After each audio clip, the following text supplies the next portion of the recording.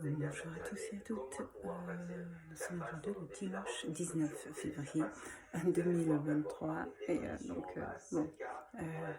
y a un problème d'eau chaude. Donc ce matin, c'est depuis hier en plus, mais je n'ai pas eu le temps d'appeler pour savoir quel était le motif. Donc voilà, donc aujourd'hui ça se poursuit, il n'y a pas d'eau chaude. Donc, il faut faire un peu à la débrouille, c'est-à-dire chauffer. Une ville de 40 000 habitants, J'étais en train de l'équivalent regarder de Valenciennes ou en Tarbes. rediffusion Et la carte. le journal de l'info. Au milieu de ce cimetière à ciel ouvert, cette épitaphe en lettres rouges.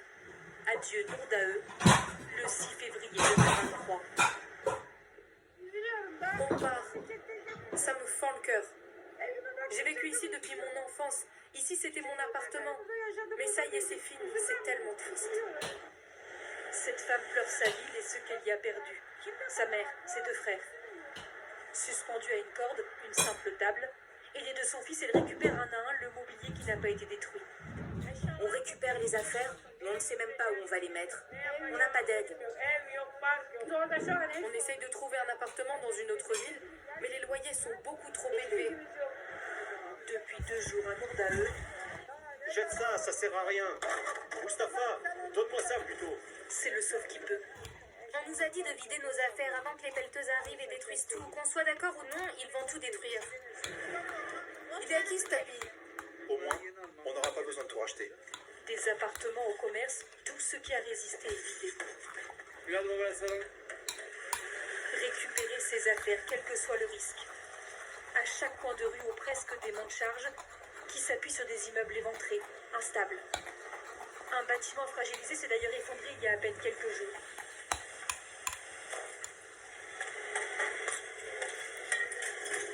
Vous avez pas une scie pour couper? Tu veux qu'on trouve ça où? Cet entrepreneur enchaîne les déménagements. Il manœuvre avec précaution, minutie, conscient du danger. Si on sent que les colonnes du bâtiment ne sont pas stables, on renonce. C'est trop risqué pour nous. Les gens savent que c'est périlleux, donc ils ne prennent que le strict nécessaire. Les autorités veulent désormais faire de Nourdaeux un symbole. Détruite en un souffle, rebâtie en un an au même endroit. C'est leur promesse. Et ils assurent qu'ils ne feront plus les mêmes erreurs. Notre seule faute, c'est qu'on ne s'attendait pas à un séisme de cette ampleur. Mais cette fois, la nouvelle Nourdaeux sera avec des immeubles résistants au séisme, avec 2 ou 3 étages, 4 grands maximum. Cet homme s'apprête à partir définitivement. Il ne croit plus en ses paroles politiques. Il leur faudra au moins 5 ou 6 ans pour tout reconstruire. Moi, j'avais acheté mon appartement il y a seulement 2 ans. Je viens de finir de payer mes dettes. Et est-ce qu'ils vont me rembourser? Mais d'autres n'ont pas le choix. À quelques kilomètres de la ville, cet agriculteur nous montre la seule raison qui le fait rester ici, malgré le traumatisme, ses animaux et ses champs. Vous voyez là où c'est vert? On met de l'orge ici. On ne peut pas abandonner notre source de revenus. On ne sait rien faire d'autre. Je suis le seul des frères à avoir fait des études. Ils ont besoin de moi ici. Impossible de quitter son gagne-pain, même si ça veut dire vivre près de sa maison détruite, dans cette tente en famille, ses maigres possessions amassées autour de lui. Avec, comme pour des milliers de réfugiés, un seul espoir, que leur ville finisse un jour par se relever. En périphérie de Nourdaeux, des centaines de conteneurs et de préfabriqués sont en train, en ce moment même, d'être installés pour permettre aux habitants de vivre dans des conditions plus décentes et de commencer à se reconstruire lentement, à l'image de leur ville. On revient en français, comment protéger au mieux les données qui sont contenues dans vos smartphones. Elles intéressent en tout cas plusieurs organisations criminelles. 400 000 personnes ont ainsi été ciblées récemment. À la clé, plusieurs arnaques. Les autorités spécialisées de la gendarmerie constatent que le matériel utilisé par les malfaiteurs est de plus en plus perfectionné. Alban Mikosi, Nathalie Pérez et Léa Cabouche. Et si vos conversations sur portable ou même un simple message donnaient à des escrocs l'occasion de récupérer vos coordonnées? C'est le principe d'une nouvelle arnaque qui a touché plus de 420 000 personnes en région parisienne. Non loin de vous, une voiture roule doucement À l'intérieur, un boîtier comme celui-ci, l'MC Catcher. Il prend la place de votre réseau habituel à votre insu. À la base, c'est un outil utilisé par les services de renseignement.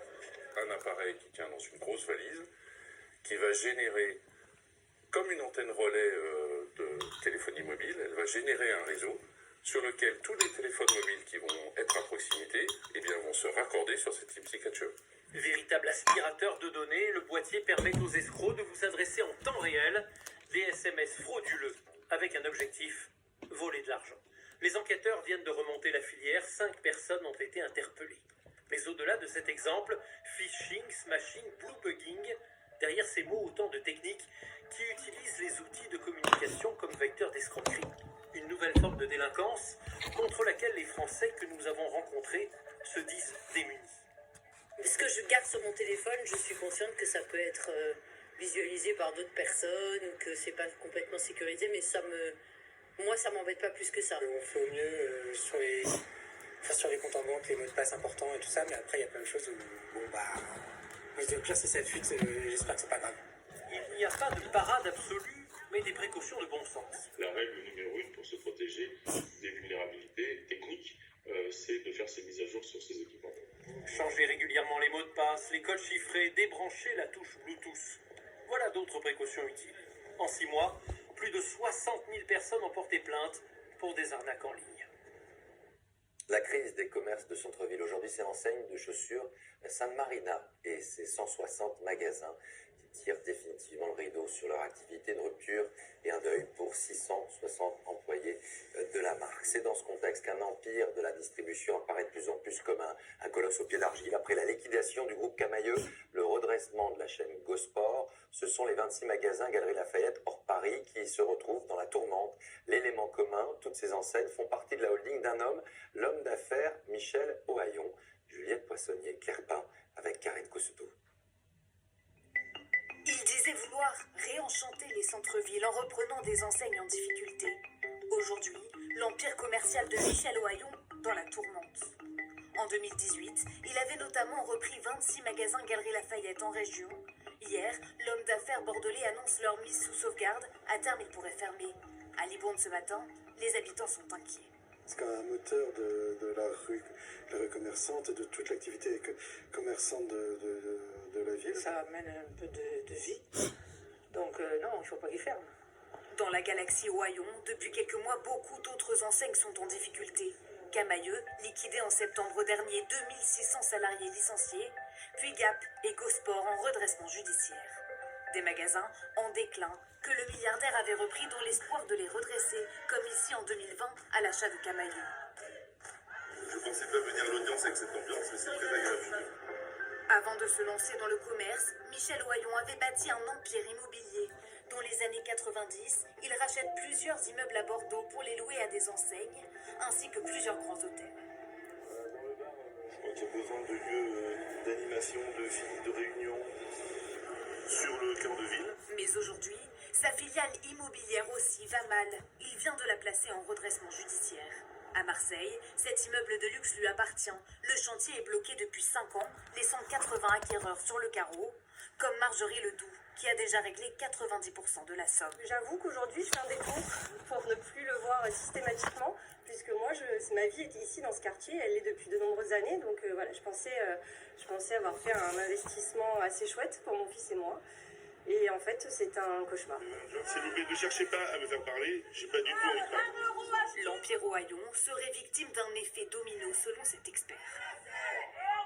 Son groupe a été bâti à coup d'endettement, en imaginant que les profits de demain pouvaient rembourser les dettes d'hier. Or, quand on va sur le commerce aujourd'hui, et notamment sur le commerce du textile, le commerce du sport, on est sur des marchés qui sont objectivement difficiles. Dans une interview accordée à Sud-Ouest aujourd'hui, Michel Ohaillon semble reconnaître sa faute. Notre diversification dans le commerce était à contre-cycle. Je pensais que c'était une bonne idée. Mais les circonstances ont rigidifié nos partenaires. Contacté, Michel Ohaillon a refusé de nous répondre. Hier soir, l'examen du texte sur la réforme des retraites à l'Assemblée s'est clos sans vote, sans que le débat sur les 20 articles n'ait pu avoir lieu. 71 heures de session, de joutes, d'affrontements et ce parfum de chaos. La vie politique et la démocratie parlementaire avaient-elles besoin de cette séquence? Le leader de la CFDT, Laurent Berger, dans un tweet a dénoncé le spectacle désolant. Jeb Wittenberg, Thierry Curté, Emmanuel Hurtado. Sécurité sociale. Il est minuit 1, au terme d'un débat qui n'aura jamais pu se conclure. Olivier Dussopt, le ministre du Travail, a le dernier mot. Il n'a pas craqué, affirme-t-il, il le clame même. Mesdames et messieurs les députés insoumis, vous m'avez insulté 15 jours. Personne n'a craqué, et nous sommes là devant vous pour la réforme. Éclat de voix dans l'hémicycle, chant de victoire dans les couloirs. L'article 7 prévoyant le passage de l'âge légal à 64 ans n'a même pas été soumis au vote. Les députés LFI y voient un triomphe. Le débat doit être intelligible. Débat ou coup d'éclat permanent. En 2 semaines, ce n'est même pas le texte de la réforme, mais le règlement de l'Assemblée. Ce petit livre rouge et bleu qui aura été le plus souvent brandi par les députés de l'opposition. Rien à voir non plus avec le fond de la réforme, ce tweet du député LFI Thomas Porte, le pied sur un ballon de foot à l'effigie d'Olivier Dussopt. Certains y voient le symbole du tête coupée fait scandale et lui vaut 15 jours d'exclusion. 3 jours plus tard, nouveau dérapage contre Olivier Dussopt. Vous avez la responsabilité de ces choix politiques. Vous êtes un imposteur et un assassin. Sur le fond, le gouvernement a été mis en difficulté, notamment sur la question des 1 200 € montant minimum promis pour les pensions de retraite. Est-ce que oui ou non, après une vie de travail, les Français auront 1 200 €? Il nous disait que ça serait 2 millions de personnes qui auraient droit à ces 1 200 €. Bilan politique de la quinzaine, la droite LR favorable au texte s'est déchirée. Aurélien Pradier, qui y est opposé, a été destitué de son poste de numéro 2. Le Rassemblement national a déposé une motion de censure, Avec une certaine gravité de aussitôt rejetée par les autres partis. Un climat de confusion générale dénoncé par un autre opposant, un certain Laurent Berger. Des millions de manifestants contre les 64 ans. Pendant ce temps, l'Assemblée nationale donne un spectacle désolant au mépris des travailleurs, honteux. Alors que le Sénat entamera la discussion du texte dans 2 semaines, la pression viendra à nouveau de la rue le 7 mars, avec la promesse d'une France à l'arrêt. La réforme des retraites est encore très loin d'être adoptée. Le géant de l'électricité EDF a subi ces derniers mois l'une des pires pertes de l'histoire du CAC 40 au terme d'une année noire plombée par les déboires de son parc nucléaire et par sa contribution forcée au bouclier tarifaire des Français. De l'autre côté, la transition énergétique n'est jamais non plus un long fleuve tranquille. Querelle sur les éoliennes et accords difficiles sur les vastes projets photovoltaïques. 44 000 panneaux se retrouvent au cœur de tensions dans le Lot. Enquête signée ce soir, Marie-Candice Delouvrier et Olivier Combes. C'est un site encore vierge, au cœur du parc naturel régional des Causses du Quercy. Une terre sèche et aride, mais très ensoleillée, qui pourrait bientôt ressembler à celle-ci. Une immense prairie, recouverte de dizaines de milliers de panneaux solaires, comme ici en Charente. Le projet s'étend sur 3 zones, pour une surface totale de 19 hectares, l'équivalent de 26 terrains de football. Une perspective qui n'enchante pas du tout certains professionnels du tourisme dans le Lot. Regardez autour de vous, c'est 100% nature. C'est un endroit qui est connu pour ses activités de pleine nature. C'est complètement aberrant, surtout en face de Saint-Cirque-la-Popie. C'est quand même l'emblème du tourisme de la vallée du Lot. Je serais pour élever l'âge de départ à la retraite à 64 ans, sauf pour ceux qui peuvent partir pour Ça impacte à rien le paysage, quoi. Je veux dire, ça masque rien du tout, contrairement à ce qu'il y en a qui passent. Moi j'aime bien aller me promener dans les bois, et là, ça va être moche. Personne ne les veut chez soi, personne ne veut une éolienne, personne ne veut ça, mais par tout rapport le monde veut arrêter le au pétrole. déséquilibre financier, ça peut être une solution Il va bien falloir abattre une partie de ces arbres pour faire de la place aux panneaux solaires. Selon la mairie, près de 2500 résineux seront sacrifiés. Le côté droit va être préservé parce qu'il y a des pelouses sèches et des chênes et des arbres remarquables. Mais en contrepartie, le parc alimentera près de 7300 foyers en électricité. C'est important pour le territoire plus que pour la commune. Et on contribue à développer les énergies renouvelables. C'est Total Énergie, porteur du projet qui louera les terres des propriétaires propriétaires concernés pour les 30 années à venir. L'entreprise financera aussi l'achat de brebis supplémentaires qui permettront d'entretenir le parc. Elles pourront brouter de l'herbe de meilleure qualité, comme ici en Charente, grâce à l'ombrage des panneaux solaires. On appelle cela l'agrivoltaïsme, un échange de procédés vertueux pour la Chambre d'agriculture. C'est vital. On est déficitaire en viande d'agneau, donc on en produira plus. On est déficitaire en production d'électricité, on en a besoin tous les jours. Et on arrive à produire ça sur un terrain qui est très aride donc, au départ. Donc oui, c'est la cohérence que l'on recherche et je pense que tout le monde effectivement sera gagnant. Mais l'arrivée de Total sur les hauteurs du Quercy ne séduit pas les dirigeants du parc naturel régional. Je les appelle les marchands de soleil. Pourquoi ? Parce qu'en fait, ils viennent spéculer, s'enrichir sur notre dos. Et notre territoire n'a pas vocation à être un territoire de spéculation. La préfecture vient pourtant de valider le projet qui devrait être opérationnel d'ici 3 ans.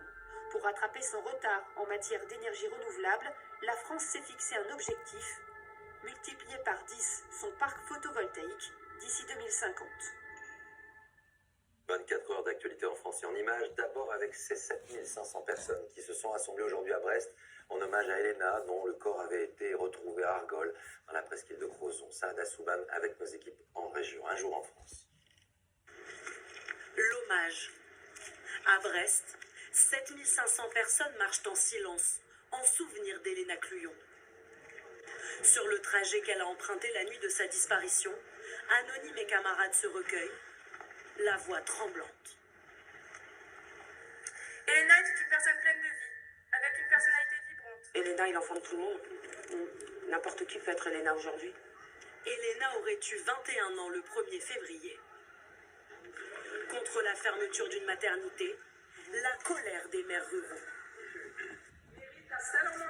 À Autun, dans le Morvan, une centaine d'édifs déposent les clés de leur mairie sur le perron de la sous-préfecture. L'ensemble des élus, quelle que soit leur couleur politique, du plus petit village du Morvan à la ville d'Autun, eh bien, sont absolument soudés pour dire qu'il faut tout faire pour maintenir les services, et notamment les services de santé dans le Morvan. À Marseille, c'est une action de solidarité inédite. Dans ce bus, une cuisine est à disposition des personnes logées à l'hôtel. Un luxe pour cette mère de famille, venue en France pour soigner sa fille handicapée. Ici, elle trouve ce qu'elle n'a pas chez elle. Pas de four, pas de frigérateur, pas de rien. Dormir, c'est tout. Prendre une douche, c'est tout. Ces plats, elle les dégustera dans sa chambre d'hôtel. Dans les Pyrénées, l'heure des vacances. Randonnée en raquette et bain nordique à 1400 mètres d'altitude. C'est bien de faire ce combo de promenade et après de détente dans le bain, ça se marie plutôt bien. Puis la super vue. La super vue quand même, c'est magnifique. Ouais.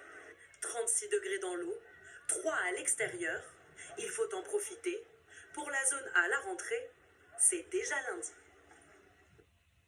Un rassemblement aujourd'hui de soutien à notre confrère, le journaliste Mortaza Beboudi, toujours incarcéré par le régime taliban depuis le 7 janvier dernier. Il a très régulièrement collaboré à nos éditions. Il existe un hashtag #FreeMortaza et une pétition a été mise en ligne. Reporters sans frontières lance un appel en direction des autorités de Kaboul afin de mettre un terme à cette situation insensée. L'heure de Photo Hebdo, une semaine d'actualité à travers le monde, en quelques clichés, entre rêve et réalité, une nouvelle fois. Brésil, Syrie, Mexique, France, l'homme, la terre et le ciel nous racontent le monde tel qu'il est. Récit du jour, Olivier Lenouza, Delphine Chevalier.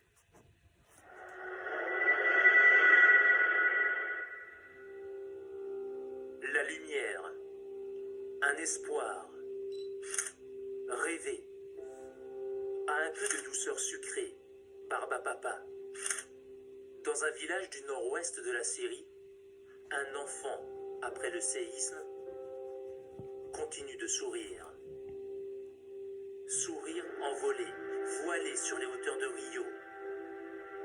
Le Christ rédempteur drapé aux couleurs de la Turquie, hommage aux dizaines de milliers de victimes. Monde bouleversé, terre qui tremble, qui brûle, au Mexique.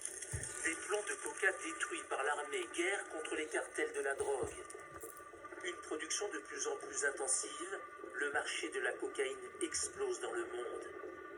Plantations incendiées, forêts enchantées en Pologne. Prendre le temps de flâner, d'écouter, battre le cœur de la nature. La nature, ses mystères, légers, invisibles à l'œil nu. Une lueur d'air captée par un photographe amateur français. Un cliché choisi mercredi par la NASA pour décrypter la Voie lactée. Orion, Mars, Andromède, posés dans le ciel de Dordogne. Et dans un jardin au Bangladesh, voir apparaître 2 yeux. En plein jour, elle ose jeter un coup d'œil. Une chouette depuis sa cachette nous offre son regard sur le monde. Avoir encore la possibilité d'avoir la tête dans les étoiles, c'est un vrai sujet pour les générations à venir en raison de la pollution lumineuse. Difficile aujourd'hui dans de nombreuses villes de capter les étoiles à l'œil nu. Pour y remédier, certains GIS changent de direction de leur éclairage public, réalisent des économies d'énergie et ouvrent de nouveaux horizons, direction le Parc national des Cévennes. Sophie Brune avec Mathieu Régnier. La nuit tombe sur le Parc national des Cévennes. Dans la pénombre, ces passionnés d'astronomie se préparent. Ce soir, ils vont observer les étoiles dans des conditions exceptionnelles. Pour le moment, c'est parfait. On a la Lune qui est en train de se coucher, déjà qui a un très faible croissant. On va vraiment être dans le noir complètement. On approche d'un ciel d'une qualité qu'on peut retrouver dans des déserts. Ça devrait être pas mal, oui. Ici, même à l'œil nu, la voûte céleste regorge de trésors. On a la grande ours qui est bien visible ici. La grande casserole, si on peut dire aussi. On a les Pléiades là, on les voit toutes là. On appelle ça les 7 sœurs aussi. Donc ça, c'est la nébuleuse d'Orion qu'on voit bien à l'œil nu. Grâce à l'astrophotographie, la nébuleuse d'Orion révèle toute sa beauté. Donc à l'intérieur, c'est une pépinière d'étoiles en fait. Il y a des étoiles qui sont en train de naître là. Ouais, c'est très joli. On peut aussi photographier la nébuleuse de la Rosette au pied du Mont Lozère.